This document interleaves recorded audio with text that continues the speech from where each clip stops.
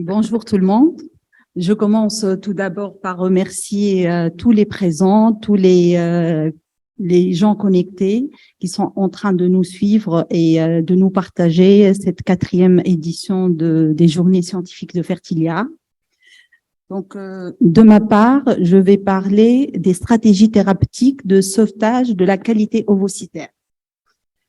Et on sait très bien que cette qualité ovocytaire est un facteur important et prépondérant de l'assistance médicale à la procréation. Malheureusement, ce facteur est non mesurable, comme tout autre facteur, tel que la réserve ovarienne. En plus, on ne peut récupérer l'ovocyte qu'après un cycle de fécondation in vitro. Donc déjà, l'ovocyte, il est inaccessible à l'exploration. Malgré tout ça, des efforts ont été faits pour évaluer cette qualité ovocytaire.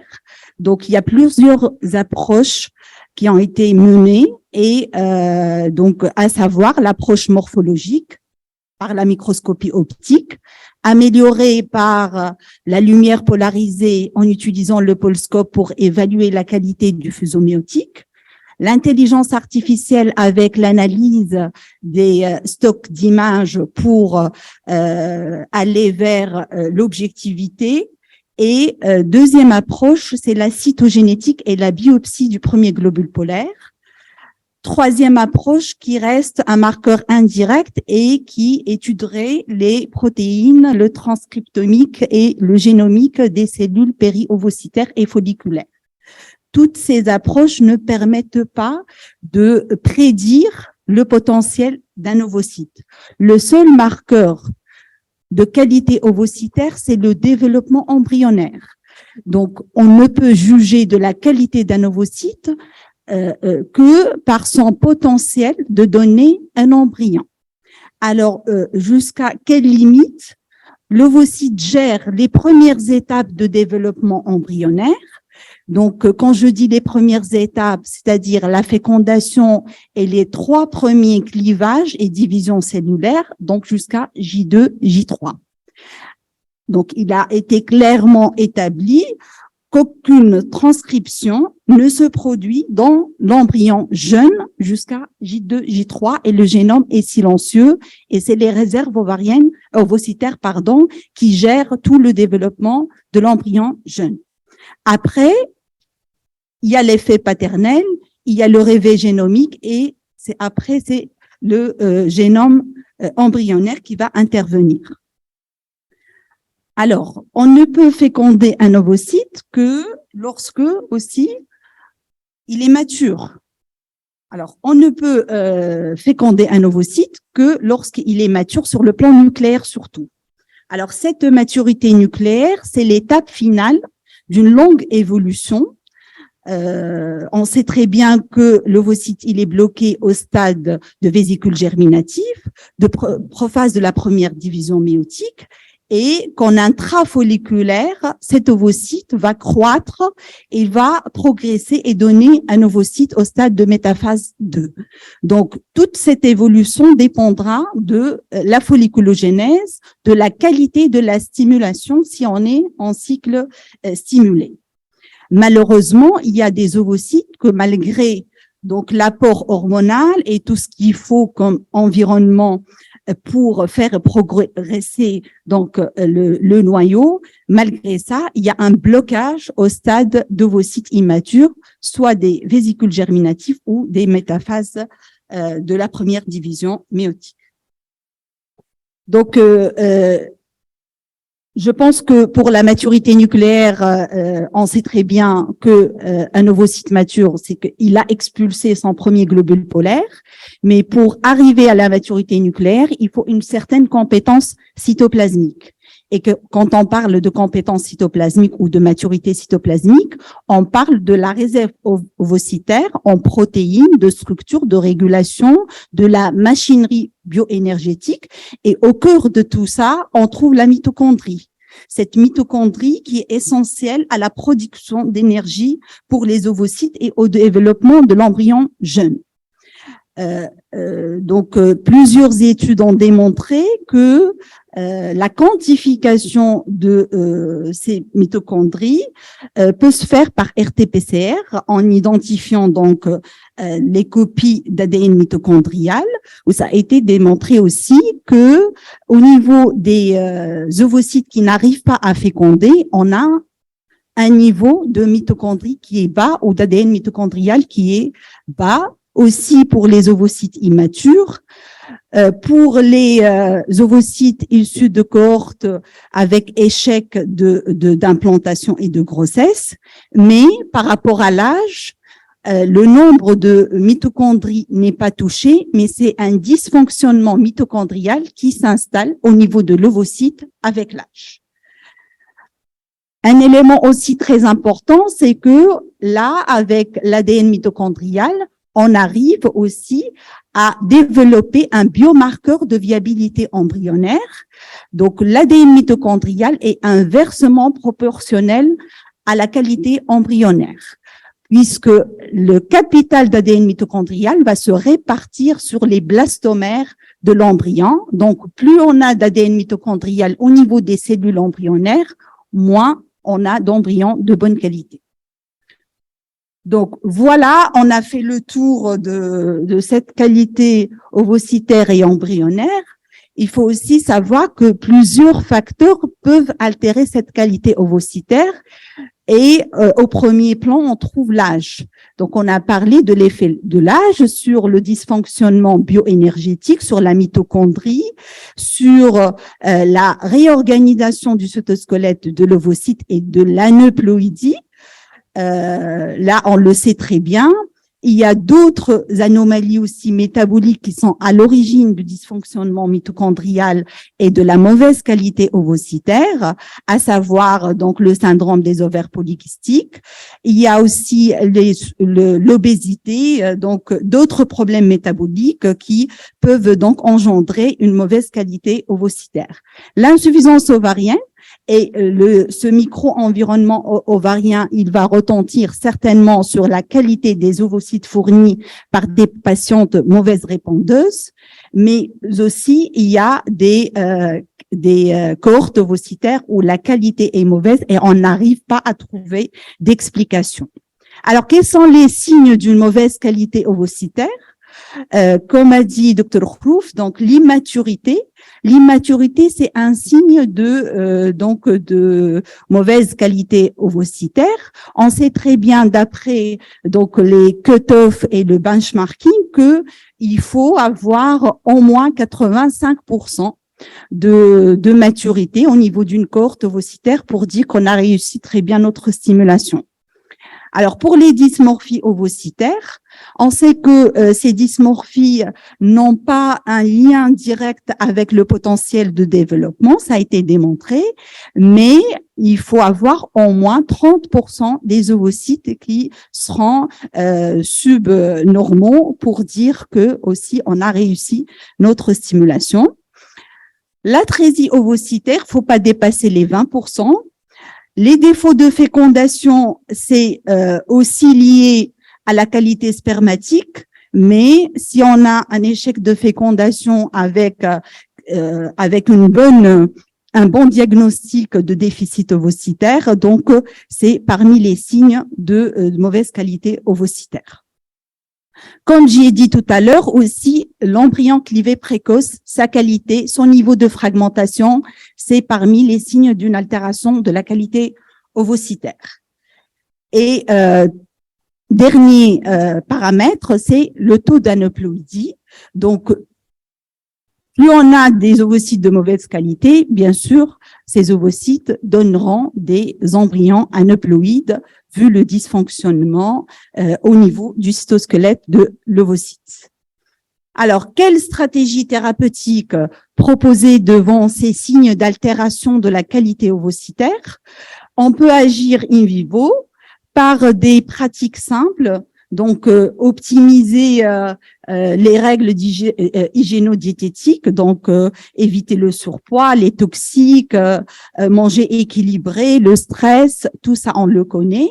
In vivo aussi, on peut agir sur la stimulation et Dr Khrouf, il a très bien démontré que en ajustant le protocole de stim, en donc prolongeant peut-être la durée entre le déclenchement et la ponction, le double déclenchement pourrait donc intervenir sur le taux de maturité et la qualité ovocytaire. Il faut juste éviter l'hyperstimulation parce que ça a été démontré que les grosses cohortes de 30 et 40 ovocytes, on a pas mal d'athrétiques et la cohorte est très hétérogène et on n'a pas d'ovocytes de meilleure qualité. Alors, dernier point, c'est que on peut aussi renforcer cette stimulation ovarienne par des traitements adjuvants. Parmi les traitements adjuvants, ce qui a été proposé, c'est l'hormone de croissance. Et il y a certains cliniciens qui pratiquent donc cette adjonction d'hormone de croissance, vu l'effet de cette hormone sur la folliculogénèse, sur la stéroïdogénèse, sur la réponse ovarienne, sur l'ovulation et sur la maturation ovocytaire finale. Les récepteurs de la GH se retrouvent au niveau des TEC, au niveau des cellules de la granulosa et aussi au niveau du cytoplasme ovocytaire. Et ces récepteurs vont être connectés à tout un système de signalisation intra-ovocytaire et ils vont gérer la biodynamique au niveau de la cellule. Alors, des études ont été menées pour démontrer l'effet positif de la GH sur la qualité ovocytaire. Cette série a traité donc une cohorte de patientes mauvaises répondeuses, l'âge varié entre 26 et 46 ans. Alors, le protocole de STIM était mené selon un cycle antagoniste. Et ils ont rajouté de la GH à la dose de 2,5 unités par jour pendant 24 jours. Donc, ils ont débuté déjà l'hormone de croissance 10 jours à l'avance.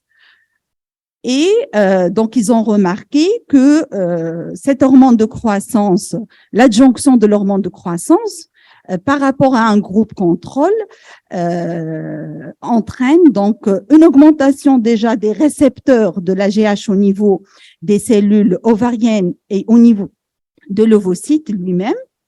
Il y a aussi un effet sur les récepteurs de la FSH et de la LH et aussi sur la mitochondrie en augmentant l'apport énergétique de la mitochondrie.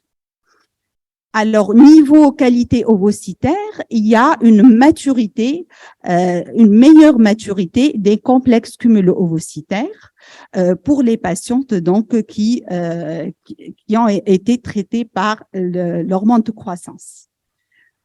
Donc, par rapport à l'âge, il y a un effet positif pour les patientes âgées de plus de 35 ans et pour les patients de moins de 35 ans. Donc, l'effet est similaire, quelle que soit la tranche d'âge.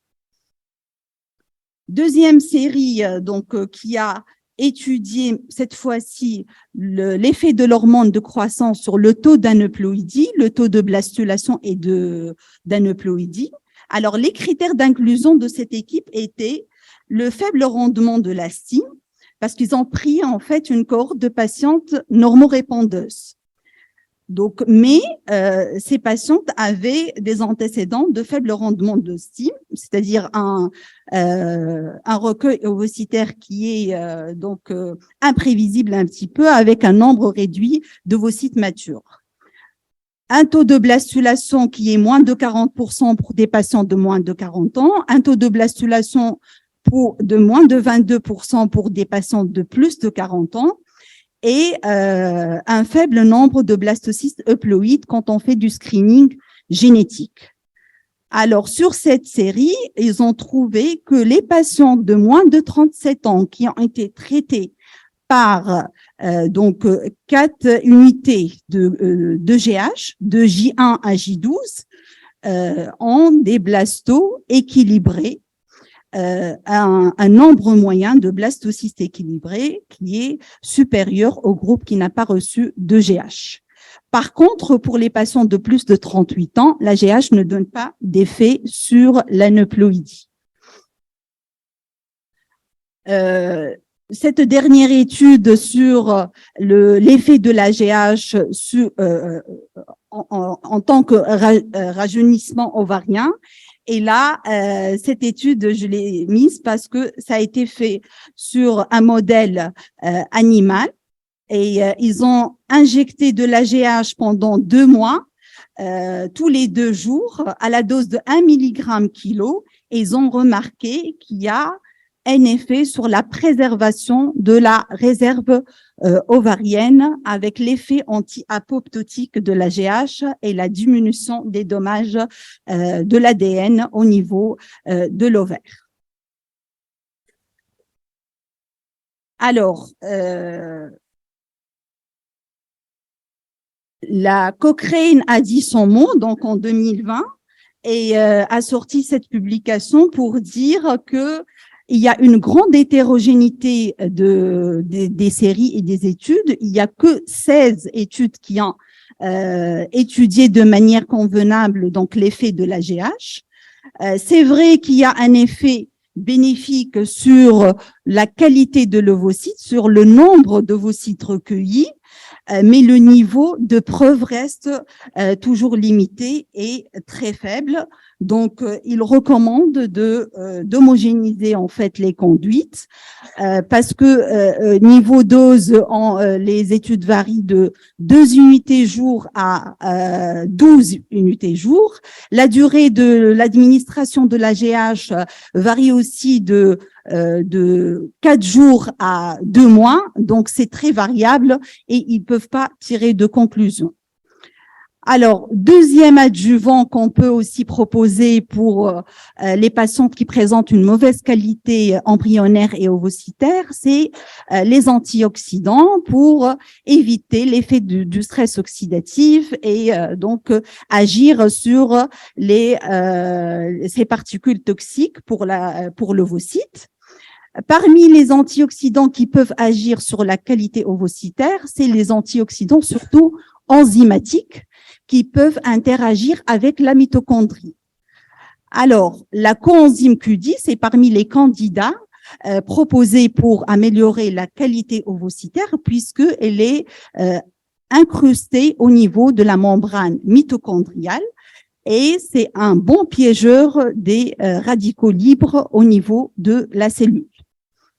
Alors, cette coenzyme Q10, d'après ces auteurs, elle restaure en fait la fonction mitochondriale de l'ovocyte chez un modèle animal, chez la souris.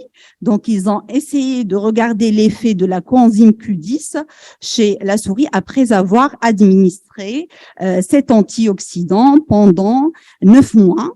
Ils ont trouvé que la réserve ovarienne, elle est bonne, elle est maintenue relativement à des souris qui sont moins âgées. Et ils ont aussi démontré que l'activité donc bioénergétique des mitochondries et la fonction mitochondriale, elle est parfaite chez souris qui ont reçu de la coenzyme Q10 pendant 9 mois minimum. Aussi sur l'organisation du faisceau méiotique au niveau de l'ovocyte. C'est les images en fluorescence juste à droite. Alors, chez l'humain, la coenzyme Q10 a été aussi amplement étudiée. Donc, dans cette revue, ils ont proposé de donner l'enzyme Q10 aux femmes qui ont une mauvaise qualité ovocytaire de l'ordre de 6 mg jour et aussi on peut l'utiliser au laboratoire pour faire maturer les ovocytes dans les milieux de culture à la dose de 4 micromoles par millilitre. Alors, les études qui ont travaillé sur ces deux catégories de prise en charge, donc en in vivo, la coenzyme Q10 a donné donc des effets sur la réponse ovarienne, sur le nombre d'ovocytes matures et un effet positif aussi en cycle non stimulé chez les patientes présentant un syndrome d'ovaire polykystique. Il y a beaucoup de controverses, donc il y a des études qui n'ont pas émis donc de conclusions par rapport à la coenzyme Q10. Et cette revue résume en fait presque toutes les études menées sur cet antioxydant.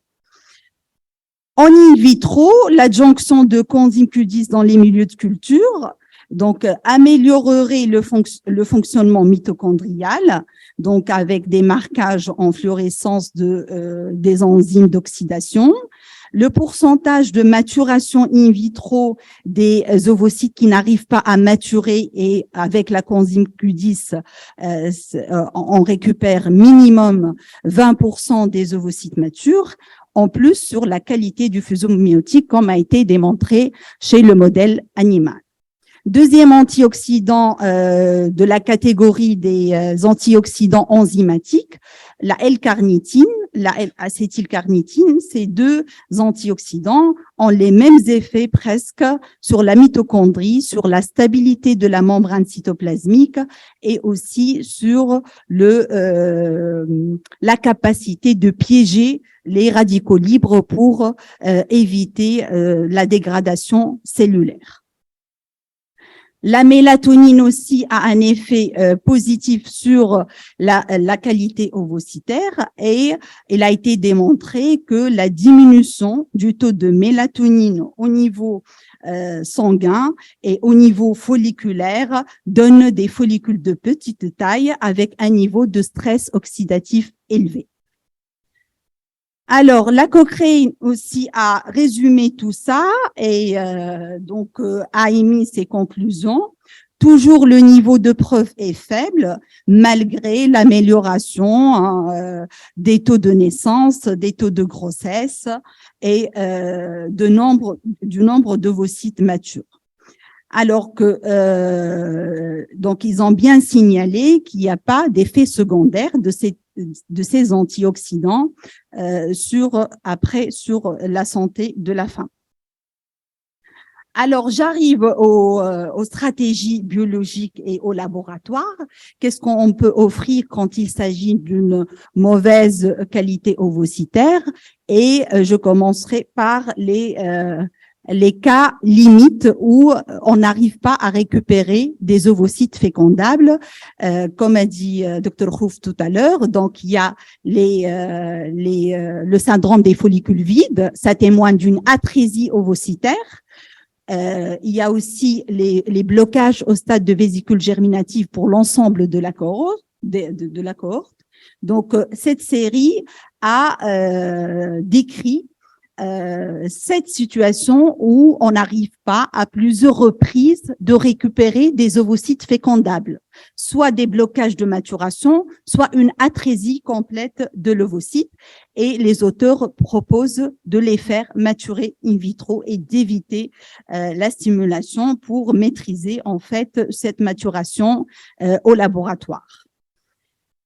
Alors, toujours pour la maturation ovocytaire, comment contrôler cette maturation ovocytaire au laboratoire?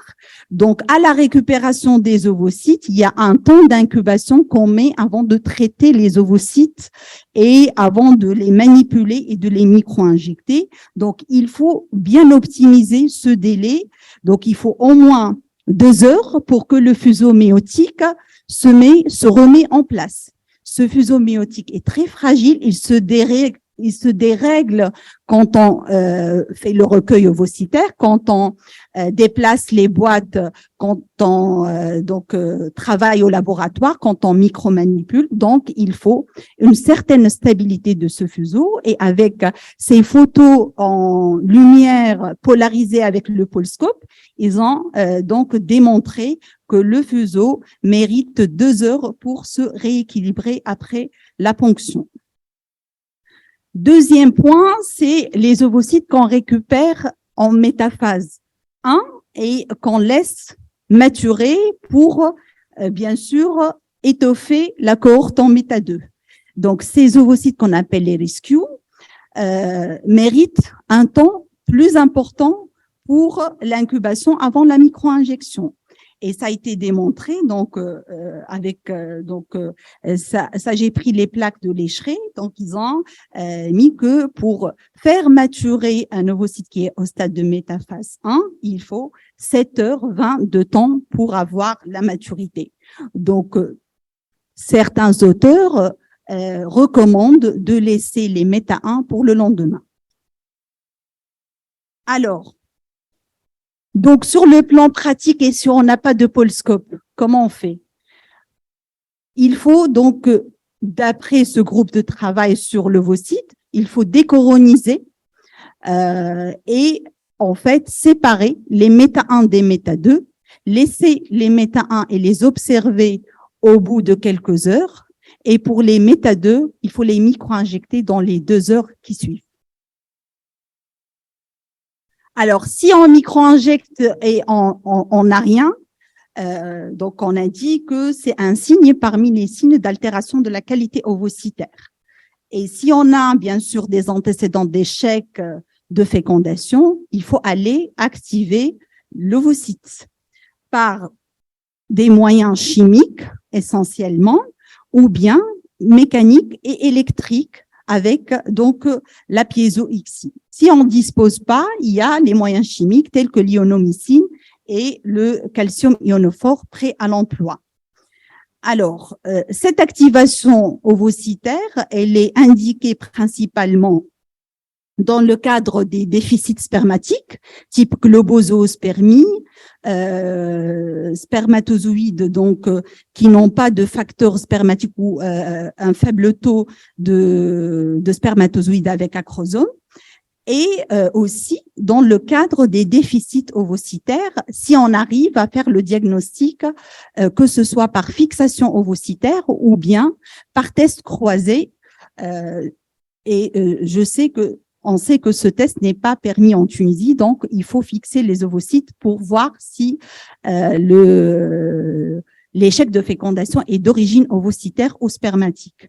En tout cas, l'activation ovocytaire dans le cadre des déficits spermatiques, c'est l'indication de première ligne, mais aussi quand on a un déficit ovocytaire, pourquoi pas activer l'ovocyte pour voir après ce que ça donne. Et cette série a montré qu'il y a donc une progression niveau qualité ovocytaire, niveau naissance vivante quand on active des ovocytes d'une cohorte où on a des signes d'altération de la qualité. Dernière stratégie qui reste un peu futuriste, c'est le transfert cytoplasmique pour améliorer la qualité ovocytaire. Donc, la première naissance a été faite par Jacques Cohen en 97. Il a réussi donc à récupérer le cytoplasme ovocytaire d'une donneuse pour donc servir une patiente qui a 39 ans, qui a une réserve ovarienne affaiblie, qui a fait au moins 4 à 5 échecs de FIV, et finalement, il a réussi à récupérer la qualité ovocytaire et à améliorer donc le rendement du cytoplasme avec le cytoplasme de la donneuse. D'autres techniques ont été testées dans ce cadre en récupérant que les mitochondries pour les injecter dans les cytoplasmes d'ovocytes de mauvaise qualité. Sincèrement, toutes les séries étaient réalisées sur le modèle animal. Il n'y a pas encore de résultats prometteurs, donc on attend un petit peu. Il y a aussi la technique qui propose de prendre des cellules souches de l'ovaire, de retirer les mitochondries et de les réinjecter chez les mêmes patientes. Donc, c'est une réinjection autologue pour la même patiente et ça permet d'éviter les problèmes éthiques et c'est en cours de validation. Alors, pour terminer, c'est la plaque de la conclusion, en fait, il y a des problèmes ovocytaires où on ne peut pas résoudre. Il y a des déficiences méiotiques ovocytaires d'allure génétique. On ne peut pas intervenir, mais il y a aussi des situations où on peut améliorer les choses niveau qualité ovocytaire. Alors, les traitements adjuvants tels que l'hormone de croissance, les antioxydants enzymatiques, l'activation ovocytaire, tout ça, le niveau de preuve reste faible. Ce n'est pas parmi les recommandations, mais pourquoi pas essayer ces pratiques pour donc servir les patientes. Sinon, le gold standard, donc, c'est les pratiques de tous les jours, les règles hygiéno-diététiques, l'optimisation du protocole de STEAM. Pourquoi pas s'équiper au niveau du labo de matériel permettant de multiplier les biomarqueurs de qualité ovocytaire, développer la MIV et bien sûr après gérer le timing entre le recueil ovocytaire et les micro-manipulations. Et je vous remercie pour votre attention.